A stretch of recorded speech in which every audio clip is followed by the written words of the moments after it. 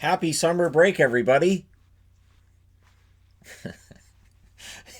It only arrived 3 months early. Yay! All the schools are out. All the kids are. All right, they're not running around the streets, but it's summer break, everybody. You know what else? I can use the summer markers too. Let me just grab these down here. There, yeah, summer markers. I got a new box of markers, and I thought, all right, I'm going to use those when the season's over. So we pull them out now. So here we are, the 2014 draft. Remember the 2014 draft? There's been a lot of debate over the years over who got drafted where, and it is an interesting draft. So I'm going to do a redraft. Now, I know people do redrafts all the time, so I'm not going to do it the same way everybody else does it because I don't think it's been done this way. I don't pay attention. I just see redrafts and I'm like, yeah, Pavel Datsyuk would have gone first that year. We all know that. Whatever, boo. So I'm going to make it so that I'm only restricting it to these 30 guys. These 30 guys. Gotta be. Anybody outside of these 30, don't care. And usually, it's a team that does some really smart scouting that ends up picking up somebody later on. So, if the draft was held and we all knew the future, which I do, and there will be a news of the future video, I promise. Because news of the future videos, right? Can do those every day. Actually, you know what? That's alternate universe timelines. Yes, I watch enough DC Universe TV shows to know how that works. So, all right, we'll say Earth 2. Earth 2 today. Here's what happened. No, you can't go to Earth 2. I'm sorry. And if you want to see more that kind of shenanigans, I could recommend the Entertainment Guy channel now because obviously hockey right now is off for the summer, and I just posted a video on the Entertainment Guy where I read the first 4 pages out of this book, which I wrote about a decade ago, and it really desperately needs editing. So at least when I'm reading it out loud, I'm admitting to people where it needs editing and what needs done, and maybe now I'll have time to submit it to the proper people and have professional editing done and all that, and we'll see. Okay, the 2014 entry draft. Who would go first? See, this is where it's tricky because you've got Pasternak here and you've got Draisaitl there. There are arguments in favor of both, but if Florida goes up to that podium right now, I don't see how it's not Leon Draisaitl. I don't see how it's not Leon Draisaitl. So Draisaitl's off the board. The Oiler fans will be very sad to not see him available at number 3. And Draisaitl in Florida. Can you imagine with Barzal with Barkov? Barzal hasn't been put there yet. I haven't done the 2015 draft, but the idea of with Barkov, Huberdeau, and with what they've got, if you added Draisaitl to that, holy crap, that'd be such a good team. So number 2. Is Pasternak the absolute number 2? Probably. Nylander's pretty good, but Pasternak was, I think, the steal of that draft. So we'll go with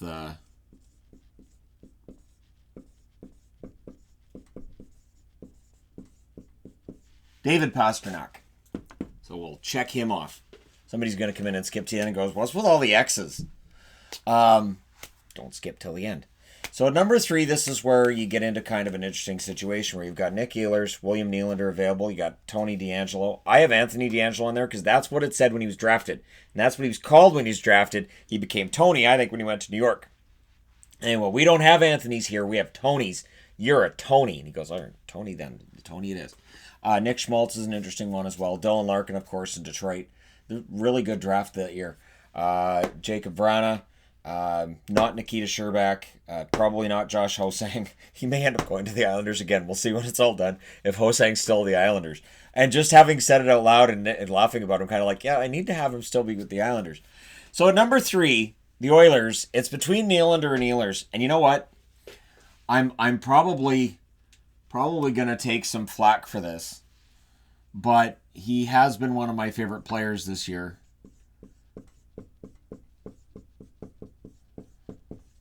So I'll draft Nick Ehlers at 3. So Winnipeg, you no longer have Nick Ehlers. I apologize. And Nikolai Ehlers is now a member of the Oilers instead of Leon Draisaitl. There's a great sadness. Now, here's where things get interesting too, because you're at Calgary.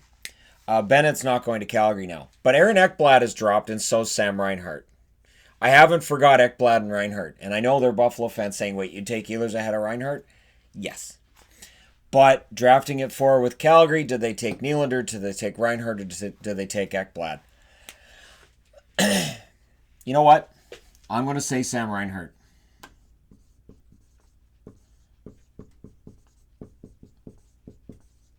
So I'll have Reinhart come off the board next. So you're down to the Islanders. And again, Nylander. I know there's Leaf fans like, you take Reinhart ahead of Nylander. Just barely. Just they're really, really close. I think, maybe this is foolish of me to think, but I think that Reinhart would potentially thrive. Again, outside of Buffalo. And Buffalo, right? They might be fans that are kind of happy today, like we don't have to hear about Buffalo anymore. So at this spot in the draft, I'll say the Islanders can't pass on William Nylander.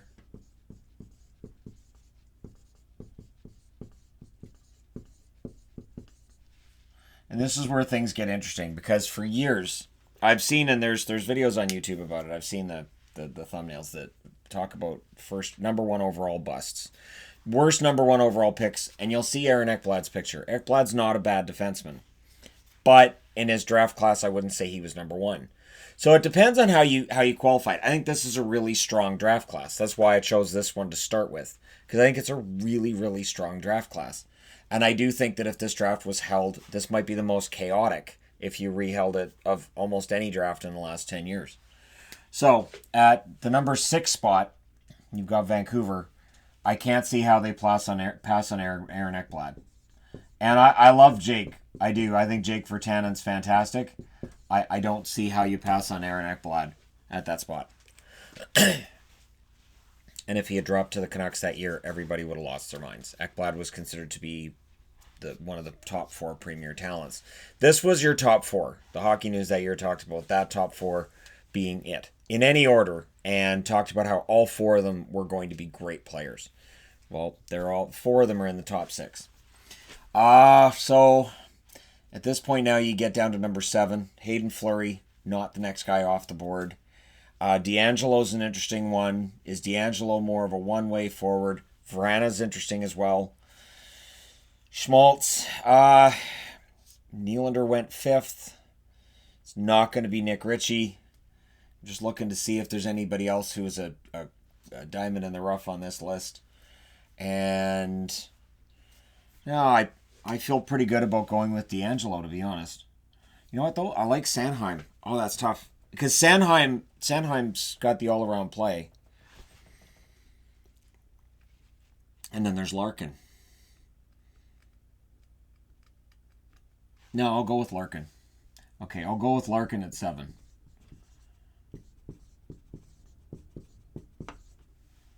You can tell I didn't plan this out. I just threw the names up on the board and I went, all right, just draft him out. So I'll go with Larkin. And then 8th, going to Toronto. I'll go with, based on this season, I'll go with, then known as Anthony, now known as Tony DeAngelo. So that we're up to number 8 now in the top 10. Drafting next, the Jets. I can't see how Vrana gets past the Jets. And you can argue, I think you can argue Vrana and DeAngelo against each other as well. But yeah, I would have Vrana going to the Jets. Now we're down to number 10. Do I like Sanheim or Schmaltz? And I know there's people out there right now going, you like Schmaltz? Just write him down. Nah, not yet.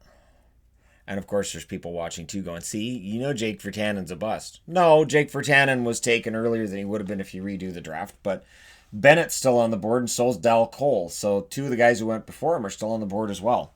It's just easy to pick and choose which teams you want to get mad at. Kapanen, McCann, Goldobin. I don't think we'll take Goldobin here because we won't. Tuck, Milano. Fiala's been great lately. But because I said lately, do I want to? You know what? I'm gonna take Sanheim at 10. I know.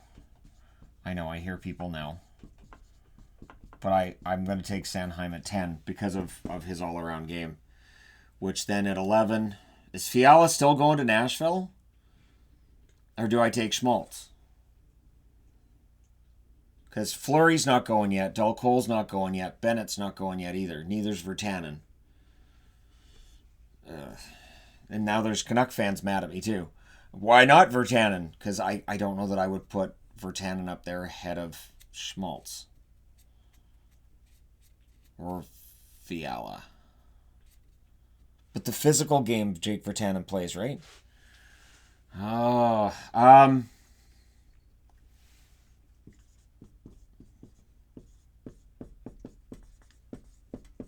take Nick Schmaltz there.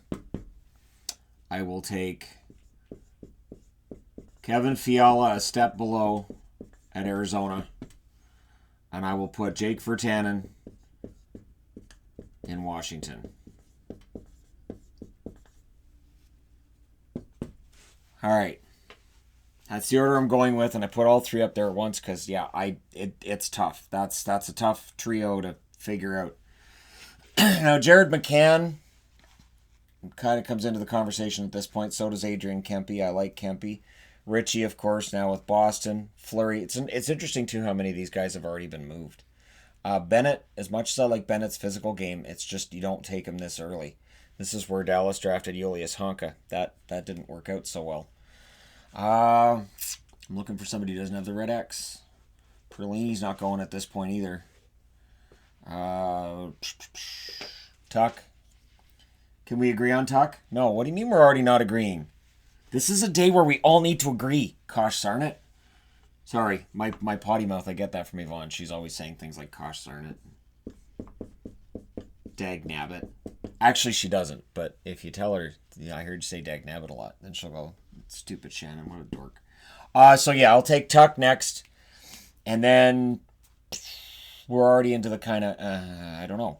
And this is where things get interesting too, because we always talk about first round draft picks. Oh, this is a really good draft. And oh, they gave away a draft pick. That could be like a 20 or a 21 or, and then we look at the actual draft and it really turns into a crapshoot pretty darn quick, where you don't know what you're getting. So when you're drafting later on, I don't know. And I'm going to do videos. I was going to do these during the summer where I compared draft picks at each spot. So 1 through 10, 11 through 20. This is where people say, well, other guys have already done that. Here's all the data. Yeah, I don't want to do it as like a flow chart. I want to actually, go through because there's the human aspect to it as well. So I want to include that. Next up, Fleury, Dalcole. I still like Milano. You know what, though? Oh, it's tough to pick between McCann and Kempe. That is tough. People are like, I could see your brain short-circuiting. Yeah, because normally I'm just doing review and preview videos. I'm not used to having to use my brain in my videos so much anymore. It's going to take a few days for my brain to wake up, all right? Stupid NHL. All right. I didn't expect to use my brain at this time of year. Just work, just sleep, and be like, all right, playoff time. Let's just have playoff time. I'm going to go with Kempe. And I know. Is it because I'm partial to Adrian Kempe? Probably. Which then puts McCann versus Fabry. You know what? I'll have McCann first. I have not forgot the guys on this side of the board. So McCann comes off. Kapanen's into the conversation now too. Does Kapanen go before Fabry? Does Nick Ritchie, does his overall physical nature cause him to bump up at all? Does he get in ahead of a Kasperi Kapanen? Probably not. Kapanen's shown some fight lately. So, well, let's see. Fabry, Kapanen. Fabry, Kapanen. Fabry's stats have been good, but he's playing on a Detroit team that when it gets better, is he still going to be in that spot? I love this part of the speculation you get into in the offseason. So this is kind of the fun part of the job. This is part of the reason I started doing this in the first place. But I will take Kapanen at this point. And then I'm going to use my phone. I'm going to take a picture of this, and we're going to do other drafts. And then I'll have all the teams, and we'll figure out who's playing where. And then either I'll do an NHL Dynasty, it's not called Dynasty anymore, it's franchise mode on NHL 20 and figure all this out or do something. I spend an inordinate amount of time editing rosters as it is, so I can only imagine how much roster editing I would have to do if I fired up NHL 20 right now, because it drives me nuts, because their ratings are always wrong. Yes, I believe my ratings are right, and if you're a hardcore offline player like I am, you go in and change the ratings too, because you're pretty sure your ratings are right. So now we're down to this part of the draft. Minnesota's drafting, and we're getting into the guys who are more... Well, Fabry has to go next.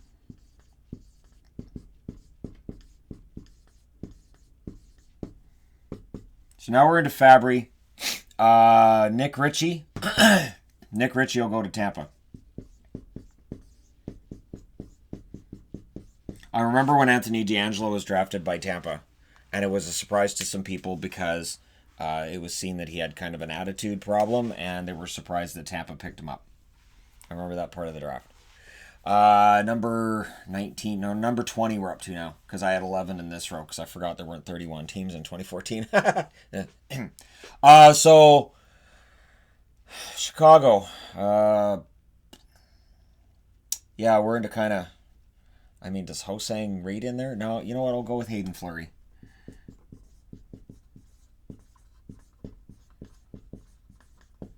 I'll go with Hayden Fleury there. And then Sam Bennett's still on the board. I'll take Sam Bennett now. I'll have Sam Bennett going to St. Louis. So he goes there, and now we're over to this part of the board. We're almost done. And we're into Julius Honka still left over. Brendan Perlini still left over. These are some big... Michael Del Cole. Michael Del Cole should go next. We're just looking over. Yeah, Michael Del Cole should go next.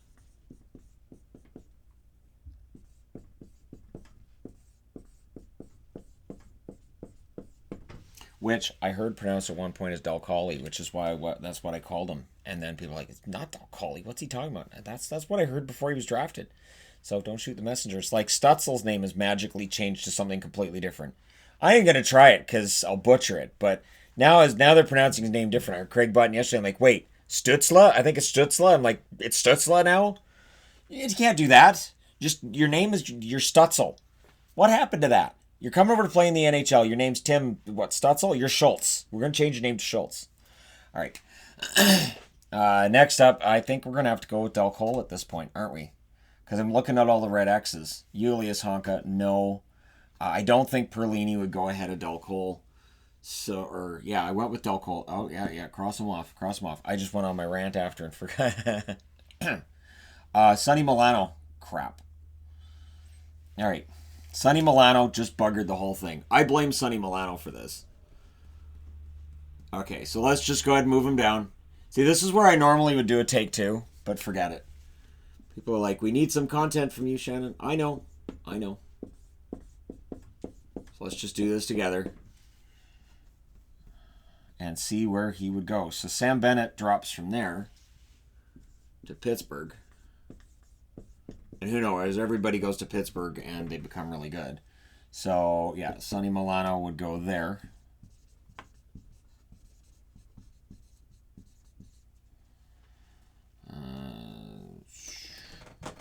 Yeah. All right. Got it. So we've got 1, 2, 3, 4, 5, 6 players left at 1, 2, 3, 4, 5, 6, 7. No, there's one more. Brendan Perlini. I always say Brandon. I don't know why that is. I don't know either. I apologize. I always say Brandon Perlini. Brendan, if you're watching this, I apologize. Okay, so Brendan Perlini.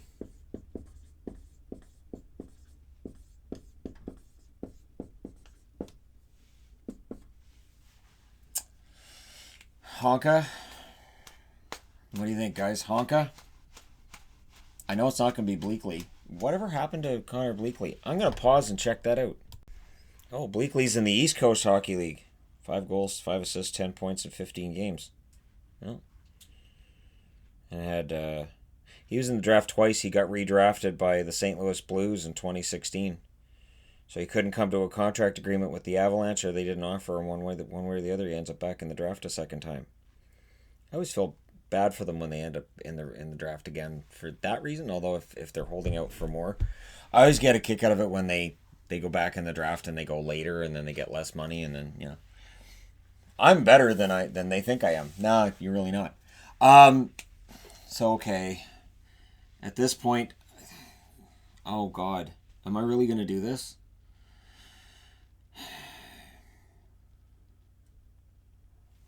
Uh,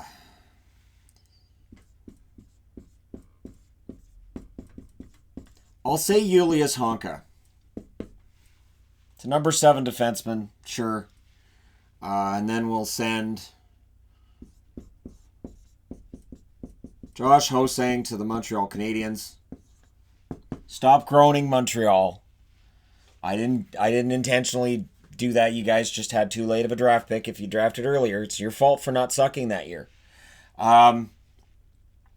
Is Goldobin staying with the Sharks? I think Goldobin's staying with the Sharks. I don't think I'm moving Goldobin. I can't take Sherback ahead of him.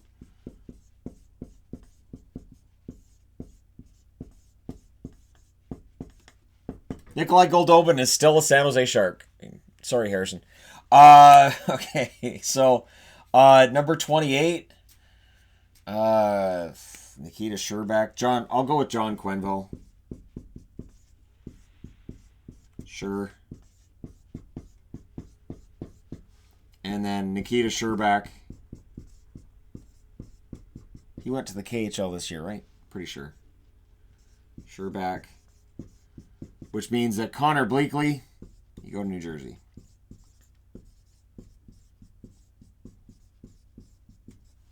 There you go. The highly unscientific way of doing a redraft. I just find that people overthink it. They do. They overthink it.